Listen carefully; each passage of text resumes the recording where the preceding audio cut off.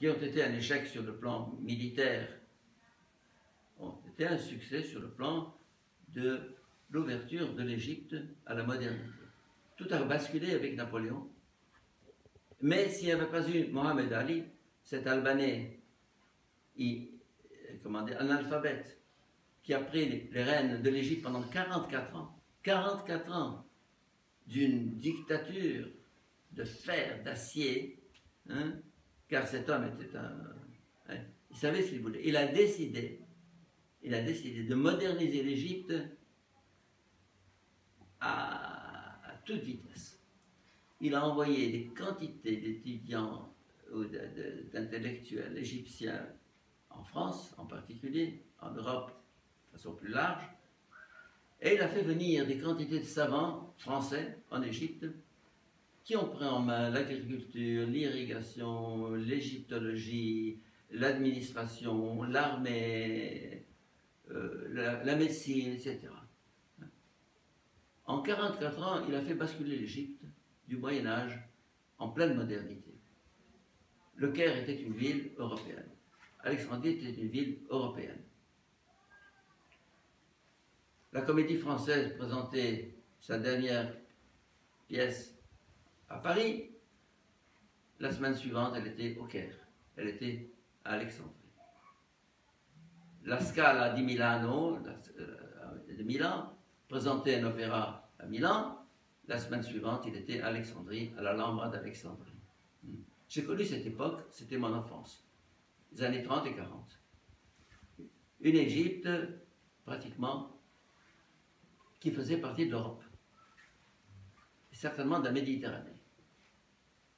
Alors, cette Égypte-là, c'est celle de la modernisation de l'Égypte qui a échoué après un siècle et demi avec Gamal Abdel Nasser. Il en a fait une Égypte arabe et socialiste, ensuite il est devenu musulmane et islamiste, et c'est là que nous sommes en ce moment.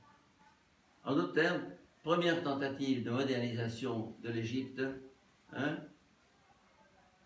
Mohamed Ali. Deuxième tentative. Ça, c'est une... Alors, deuxième tentative, c'est Afghani. Afghani, c'était un Afghan, comme son nom l'indique, vivant au Proche-Orient, qui a influencé l'Égypte, qui a influencé un certain Mohamed Abdo, qui a été son disciple, et qui a lancé le mouvement de réformisme. Le réformisme, ça veut dire réformer l'islam. Mais réformer l'islam, ça veut dire quoi? Mais réformer l'islam, c'est revenir à ses sources, à ses origines. Si bien que tout ce mouvement réformiste, en qui on avait mis de grands espoirs, a abouti à quoi? Aux frères musulmans, 1928, Hassan al-Banna. En d'autres termes, réformer l'islam, c'est tomber dans l'islam le plus radical qui soit, et c'est le deuxième échec de ce qu'on appelle le réformisme de l'islam. Troisième échec, la renaissance ou Nahda, qui est le mot arabe qui veut dire renaissance. Des tas d'émigrés de Syrie et du Liban qui avaient une haute culture, en majorité c'était des chrétiens, ont fondé la presse égyptienne, la RAM, et des tas de revues, etc., ont introduit le théâtre, ont introduit le cinéma, ont introduit le roman. C'était une époque qui a duré environ 50-60 ans, entre 1870 et, disons, en gros, jusqu'à la révolution de Nasser. Une culture extraordinaire où se sont joints des auteurs musulmans égyptiens, Taha Hussein, un des maîtres de la culture arabe contemporaine, Tawfiq al-Hakim, etc., Salam Moussa, des quantités de noms brillantissimes, Et l'Égypte vivait comment dire, une effervescence culturelle extraordinaire. Tout ça est tombé avec qui? Avec Nasser.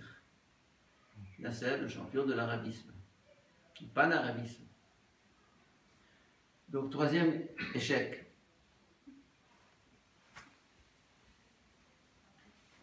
Quatrième échec. Saad Zarloul. Saad Zarloul est un héros national égyptien qui a essayé de séparer le religieux du politique, disant la religion est l'affaire de Dieu et la politique et l'État, c'est l'affaire de tous. Bon. Ah, enfin, égalité entre chrétiens et musulmans en Égypte. Enfin, une base commune, laïque, citoyenne, qui permette qu'on soit à égalité. Ça a échoué avec qui? Avec Nasser. Bon. En d'autres termes, Nasser a été les fondements de tous les rêves de réforme. Cinquième tentative, contemporaine à celle de Saad Zarloul à peu près, ou plutôt avant de parler de celle-ci,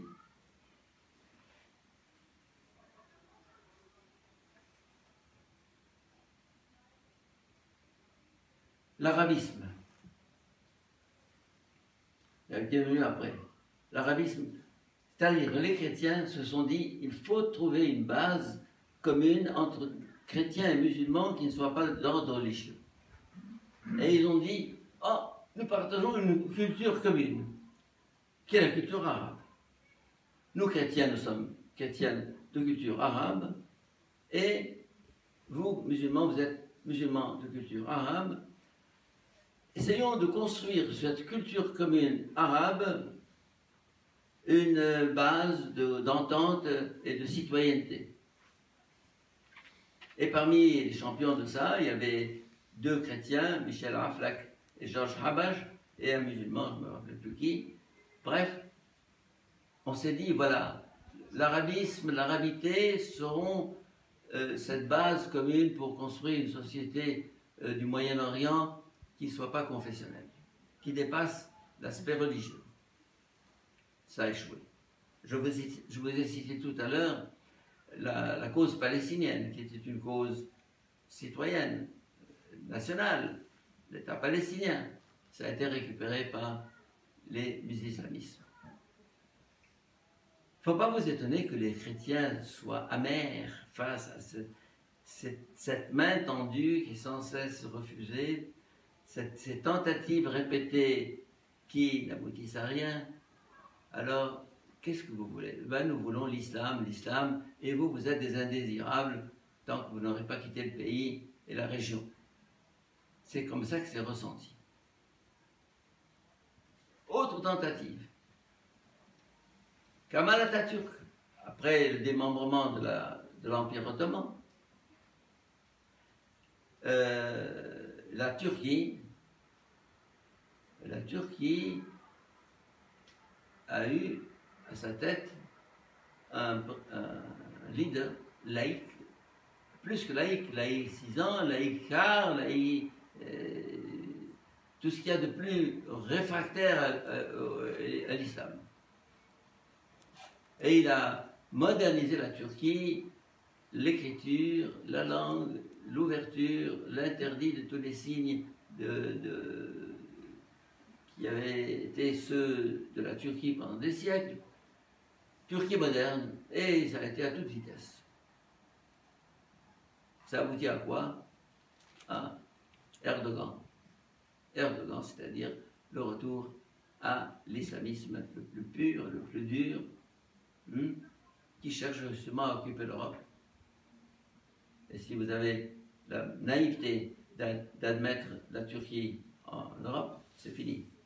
C'est la tête de pont qui va permettre à l'Europe d'être entièrement musulmane très vite, à toute vitesse, en dehors des trois facteurs dont je parlais tout à l'heure. Ça fait 6 tentatives. Je vais ajouter une 7e. Jamais 607. Chiffre parfait. Un grand cheikh soudanais, Mahmoud Mohamed Taha. a préconisé que la théorie de l'abrogation qui privilégie les versets médinois, intolérants et violents, aux versets mécois, ouverts et spirituels, a dit inversons les choses. Prenons les origines. Les origines de l'islam sont spirituelles. Main tendue aux juifs et aux chrétiens. On l'a pendu sur la place publique de Khartoum le 18 janvier 1985. Ça a été la dernière tentative de réforme de l'islam. Parce que souvent dans les interviews qu'on me fait, on me dit « Qu'est-ce que vous pensez d'un islam réformé ?» ou comme vous dites chez vous, dans l'islam de France. Alors les gens se disent « C'est merveilleux ». Mais toutes les tentatives de ces 2 derniers siècles, je n'ai parlé que des 2 derniers siècles, hein, ont échoué lamentablement, comme je viens de vous l'expliquer. Alors dans ce contexte, la seule alternative, c'est quoi? L'islam, l'islamisme. Vous allez me dire, mais maintenant, il y a des régimes, comment dire, laïques, séculiers, dans ce Moyen-Orient. Par exemple, le président Sisi d'Égypte, qui a, à plus d'une reprise, demandé à Al-Azhar de changer son discours et d'éliminer de ses manuels tous les textes appelant à la violence et à l'indiscrimination et à l'intolérance. Et il l'a fait, pas seulement en tête-à-tête avec Ahmed Etaïeb, qui est le président de Al-Azhar, mais il l'a fait devant un parterre de 400 cheikhs de Al-Azhar, en lui disant, s'il te plaît, ça suffit de pousser les gens à l'intolérance. Rien à faire. Il a répété son injonction 3 ou 4 fois, aucun résultat. On a demandé à Al-Azhar de condamner Daesh, il ne l'a pas fait, et il ne le fera pas, parce que c'est le même enseignement. Alors, quel est le poids réel d'un homme comme Sisi? Car il a eu l'immense mérite de mettre hors la loi les frères musulmans dans cette fameuse révolution du 30 juin 2013, qui est la plus grande manifestation de l'histoire humaine, où 33 millions d'Égyptiens sont descendus dans la rue pour réclamer l'éviction des frères musulmans du pouvoir, avec Morsi qui était à la tête. Jamais dans l'histoire de l'humanité, vous avez eu 33 millions de citoyens dans la rue pour réclamer quelque chose. C'est-à-dire la moitié de la France. La moitié de la France. Eh bien, il a pris la mesure de cette réclamation populaire et il a mis hors la loi les frères musulmans, il a pris le pouvoir après des élections. Bon. Alors, vous allez me dire, bon, on est tombé dans un régime laïque, officiellement oui, mais il reste qu'en Égypte, l'article 2 de la Constitution dit que la charia est la source principale d'inspiration de la Constitution et de la législation en Égypte. Comment parler d'une démocratie, comment parler d'un régime, d'une citoyenneté, quand par l'article 2 de la Constitution, les chrétiens sont automatiquement citoyens de deuxième zone. Ça va pas. Alors, mais les frères musulmans qui ont été exclus et hors la loi officiellement sont partout. Ils s'étaient infiltrés déjà partout. Administration, législation, magistrature, armée, police, ils sont partout. En d'autres termes,